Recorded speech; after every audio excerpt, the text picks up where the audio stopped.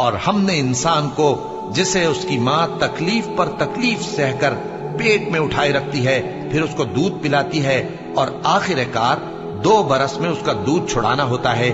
میں نے تاکید کی ہے کہ میرا بھی شکر کرتا رہے اور اپنے ماں باپ کا بھی، کہ تم کو میری ہی طرف لوٹ کر آنا ہے۔ اور اگر وہ دونوں تجھ پر زور ڈالیں کہ تو میرے ساتھ کسی ایسی چیز کو شریک کرے جس کا تجھے کچھ بھی علم نہیں، تو ان کا کہا نہ ماننا، ہاں دنیا کے کاموں میں ان کا اچھی طرح ساتھ دینا، اور جو شخص میری طرف رجوع لائے اس کے رستے پر چلنا، پھر تم کو میری طرف لوٹ کر آنا ہے تو جو کام تم کرتے رہے ہو سب سے تم کو آگاہ کر دوں گا۔ اور ہم نے انسان کو اس کے والدین کے ساتھ بھلائی کرنے کا حکم دیا، اس کی ماں نے اس کو تکلیف سے پیٹ میں رکھا اور تکلیف ہی سے جنا، اور اس کا پیٹ میں رہنا اور دودھ چھڑانا 2.5 برس میں ہوتا ہے، یہاں تک کہ جب وہ پختہ عمر کو پہنچ جاتا ہے اور 40 برس کا ہو جاتا ہے تو کہتا ہے کہ اے میرے پروردگار، مجھے توفیق دے کہ تو نے جو احسان مجھ پر اور میرے ماں باپ پر کیے ہیں ان کا شکر گزار بنوں، اور یہ کہ نیک عمل کروں جن کو تو پسند کرے، اور میرے لیے میری اولاد کو نیک بنا دے،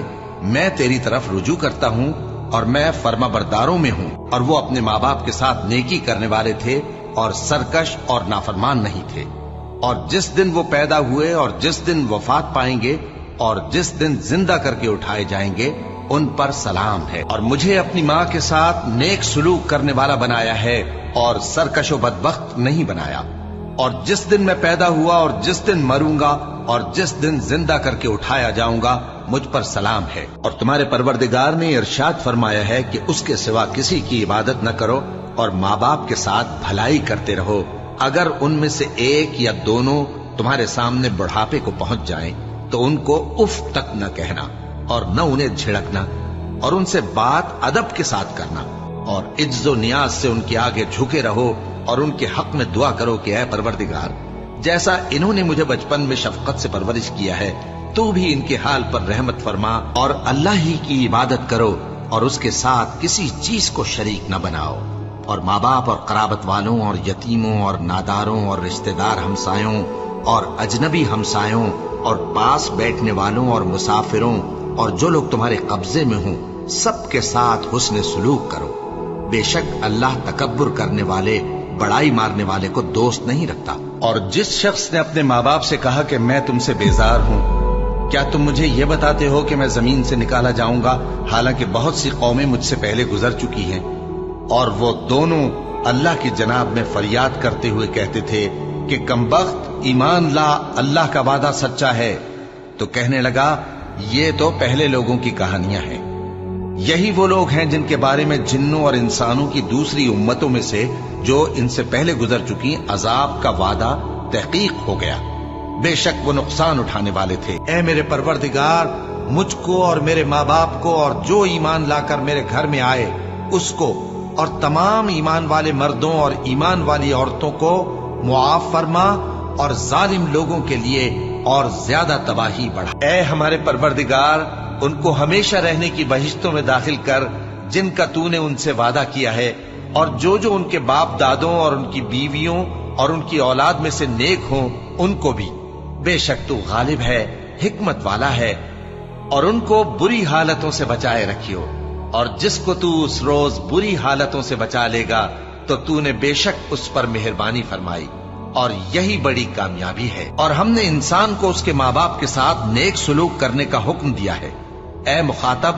اگر تیرے ماں باپ تجھے مجبور کریں کہ تو میرے ساتھ کسی کو شریک بنائے جس کی حقیقت کی تجھے واقفیت نہیں تو ان کا کہا نہ مانیو۔ تم سب کو میری طرف لوٹ کر آنا ہے، پھر جو کچھ تم کرتے تھے میں تم کو جتا دوں گا۔